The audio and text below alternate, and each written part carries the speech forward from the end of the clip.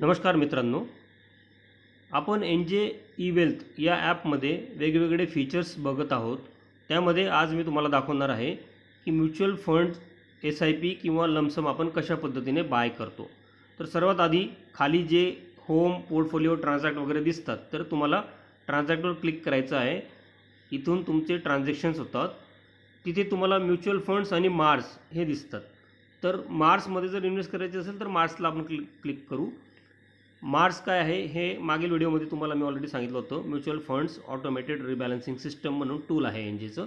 त्यामध्ये वेगवेगळे 12 पोर्टफोलिओ आहेत आणि प्रत्येक पोर्टफोलिओमध्ये वेगवेगळे म्युच्युअल फंड्स आहेत.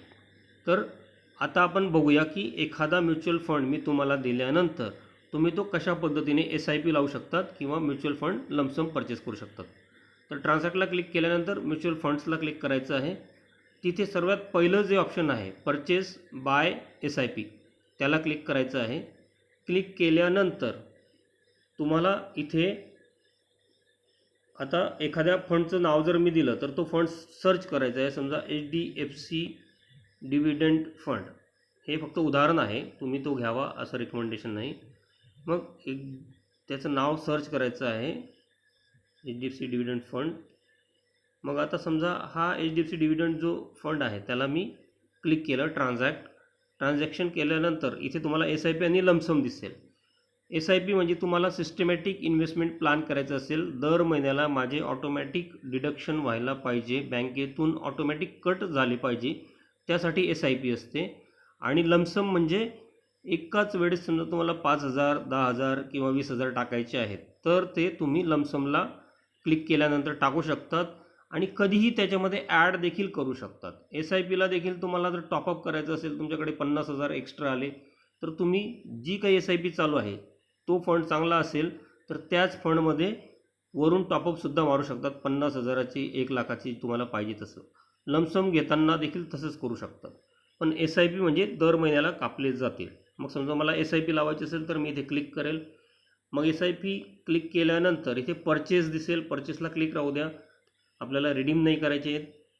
रिडीमचा व्हिडिओ ऑलरेडी मी काल एक टाकलेला होता. इथे इक्विटी वगैरे तुम्हाला दिसायला लागेल, मंथली करायचे आहे म्हणून ठीक आहे. नंतर इन्स्टॉलमेंट डेट, तुम्हाला कुठली डेट पाहिजे आहे ती डेट तुम्ही सिलेक्ट करा. समजा आजपासून 5 ते 10 दिवसांची पुढची घ्यायची आहे नेहमी. मग मी एक 10 तारीख सिलेक्ट करतो. इन्व्हेस्टमेंट अमाऊंट समजा मला टेम्पररी फक्त तुम्हाला दाखवण्यापुरतं आता 1,000 रुपयाची मी ही एस आय पी लावतो आहे, तर आपण तिथे एस आय पीची व्हॅल्यू टाकायची आहे. कंटिन्यू असं म्हणायचं आहे. कंटिन्यू म्हटल्यानंतर would you like to opt for S I P top up, तुम्हाला एस आय पीचं टॉपअप करायचं आहे का, म्हणजे दरवर्षी तुम्हाला 100 रुपये, 200 रुपयांनी तिला वाढवायचे आहे, 500 रुपयांनी वाढवायचे आहे का. मग तिथे जर करायचं असेल तर येस असं क्लिक करायचं आहे. आणि इथे आता मिनिमम 500ची अमाऊंट तुम्हाला दाखवतो आहे, म्हणजे मिनिमम टॉपअप तुम्हाला 500 रुपये इथे टाकू शकतात. किंवा आता 100 त्याने ॲक्सेप्ट केलेलं आहे, म्हणजे इथे 100 रुपये तो टॉपअप घेऊ शकतो. म्हणजे पुढच्या वर्षी 1100 रुपये होईल, त्याच्या पुढच्या वर्षी 1200 रुपये होईल, त्याच्या पुढच्या वर्षी 1300 रुपये होईल.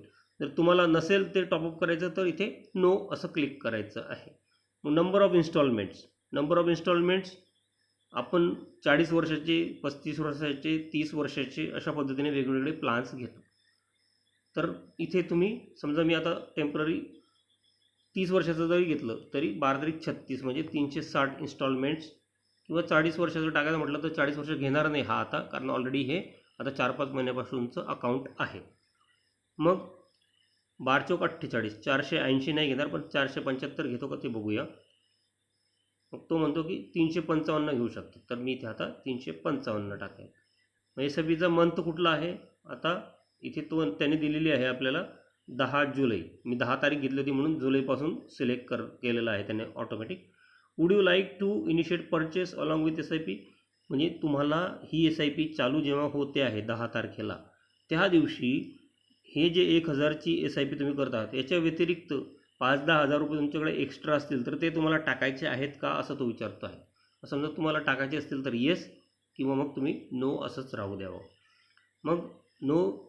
आता एक्झिक्युशन आहे. एक्झिक्युशनचा अर्थ जर तुम्हाला ऑटोमॅटिक तुम्हालाच विकून टाकायचं आहे, तुम्हाला ॲडवायझरला विचारायचं नाही आहे, तर एक्झिक्युशनवर क्लिक करा.